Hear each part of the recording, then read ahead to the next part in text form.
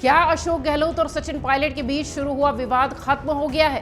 क्या पायलट का गहलोत से सुलह की जो बात थी वो पूरी हो चुकी है? क्या दोनों नेता एक साथ मिलकर विधानसभा का चुनाव लड़ेंगे? इन सभी उठते सवालों के बीच सीएम अशोक गहलोत ने पूर्व डिप्टी सीएम सचिन पायलट से सुलह की कोशिशों को लेकर दिल्ली में हुई बैठक पर पहली बार अपना पक्ष रखा है। एक इंटरव्यू में, एक साक्षात्कार में खुलकर अशोक गहलोत ने बात की है। उन्होंने कहा कि पायलट से सुलह परमानेंट है।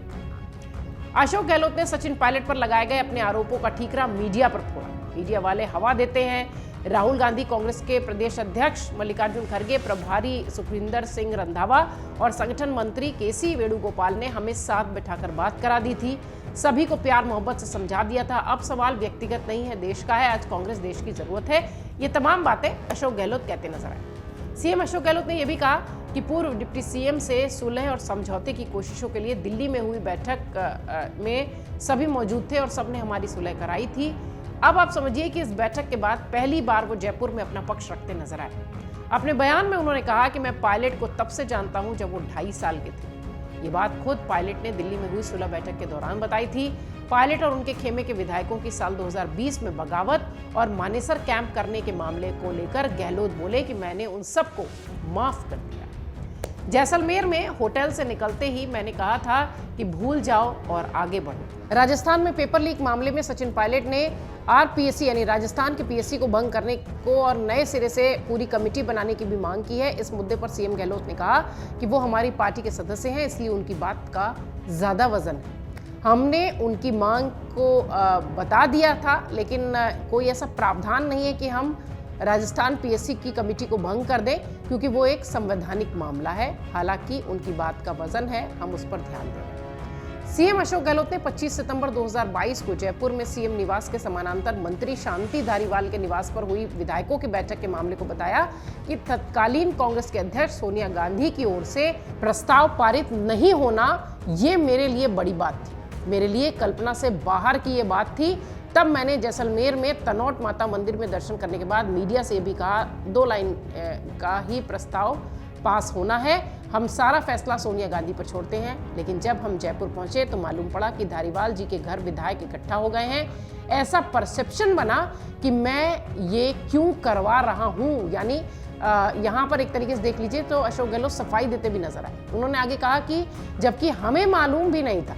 मैं कहना चाहता हूं कि राजस्थान की कांग्रेस हमेशा हाईकमान के साथ रही है। मैं उस परिवार के लिए कुछ भी कर सकता हूं। कैसी भी स्थिति आ जाए, इस परिवार के लिए तो मैं कुछ भी करने के लिए तैयार हूं। संदर्भ गांधी परिवार का था। आपको बता दें कि राजस्थान कांग्रेस के प्रदेश प्रभारी सुखजिंदर सिंह रंधावा ने भी चौंकाने वाला बयान दिया। उन्होंने कहा कि बड़ी उम्र वाले नेताओं को अपने आप ही सत्ता का मुंह त्याग देना चाहिए। बड़ी उम्र या कट ऑफ एज पॉलिटिक्स में नहीं हो सकती है, लेकिन कांग्रेस पार्टी यूथ को लेकर साथ चलती रहेगी। जो जीतने वाला होगा उसको टिकट दिया जाएगा। 2 बार चुनाव हार चुके प्रत्याशियों के सवाल पर रंधावा ने कहा था कि हम इस पर गंभीरता से बात कर रहे हैं। अब समझिए कि रंधावा ने अपने इस बयान में आगे और कौन सी बातें कही जिसकी चर्चा होने लगी। रंधावा ने कहा कि ये कहने की जरूरत नहीं है कि उन्हें आम लोगों को ये संदेश देकर माइलस्टोन का काम करना है। कांग्रेस ही ऐसी पार्टी है जो कि अनुभवी बुजुर्गों और युवाओं को साथ लेकर चलती है और युवाओं को आगे बढ़ाने का काम भी किया जाता है। जीतने वाले को टिकट दिया जाएगा, लेकिन इसका मतलब ये नहीं है कि बुजुर्गों को पार्टी से बाहर का रास्ता दिखाया जाएगा। उनके अनुभव का लाभ पार्टी हमेशा लेती रहेगी। कांग्रेस के विधायक भरत सिंह कुंदनपुर के ने नाम लेकर ये कहा कि गहलोत की कुर्सी को मुंह छोड़ देना चाहिए। वो अपने बेटे और अन्य युवाओं को आगे लाएं। राजस्थान की सियासत पिछले कई दिनों से चर्चा का विषय है और रंधावा का ये बयान निश्चित तौर पर इसे और हवा दे रहा है। इससे पहले रंधावा ने पूर्व डिप्टी सीएम सचिन पायलट के नई पार्टी बनाने की खबरों को भी सिरे से खारिज कर दिया था। उन्होंने ये भी कहा था कि इन खबरों में सिर्फ अटकलेबाजी हैं। प्रदेश प्रभारी रंधावा ने बताया था कि मुख्यमंत्री अशोक गहलोत और सचिन पायलट दोनों ही कांग्रेस पार्टी की असेट के तौर पर काम करते हैं और वो असेट है हमारे। दोनों मिलकर काम करेंगे। कांग्रेस पार्टी में एकजुट होकर विधानसभा चुनाव लड़ना है और फिर से प्रदेश में कांग्रेस की सरकार बनानी। राजस्थान कांग्रेस के प्रभारी सुखजिंदर सिंह रंधावा ने उन खबरों को कोरी अटकलेबाजी करार दिया जिसमें सचिन पायलट की नई पार्टी बनाने को लेकर चर्चाएं थी और 11 जून को ऐलान करने वाली बात कही जा रही थी। रंधावा ने पायलट के कांग्रेस पार्टी छोड़कर नई पार्टी बनाने की किसी भी संभावना को फिलहाल इनकार किया है। कई सारी मीडिया रिपोर्ट्स में ये चल रहा था कि 11 तारीख को राजेश पायलट की जो पुण्यतिथि होती है उस समय दौसा में सचिन पायलट जाते हैं हर साल, और इस साल जब वो जाएंगे तो वहां से पार्टी की घोषणा करेंगे।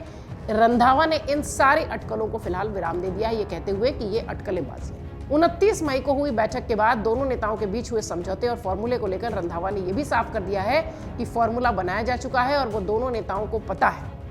कांग्रेस प्रभारी ने यह भी कहा कि यही कारण था कि केसी वेणुगोपाल ने बाहर आकर अपनी बात रखी। चुनाव में जिस नेता का जैसा कद है उसके मुताबिक उसे पद और जिम्मेदारी दी जाएगी। आपको बता दें कि अभी हाल ही में सचिन पायलट ने अशोक गहलोत तो कांग्रेस के अध्यक्ष मल्लिकार्जुन खड़गे, राहुल गांधी और पार्टी के अन्य नेताओं से मुलाकात की थी, जिसके बाद उन्होंने घोषणा की कि वे एकजुट होकर चुनाव लड़ेंगे। वहीं इस बैठक के बाद सचिन पायलट ने एक बार फिर से ये साफ कर दिया कि वो अपनी मांगों से पीछे नहीं हटेंगे और न ही करप्शन के मुद्दे पर किसी तरीके का समझौता करेंगे। फिलहाल चुनाव नजदीक है और सचिन पायलट और अशोक गहलोत के बीच की जो गहमा गहमी है, जो दोनों ये बताने में लगे हैं कि सब कुछ ठीक है, वो एक बड़ा चिंता का विषय कांग्रेस पार्टी के लिए हो चुका है।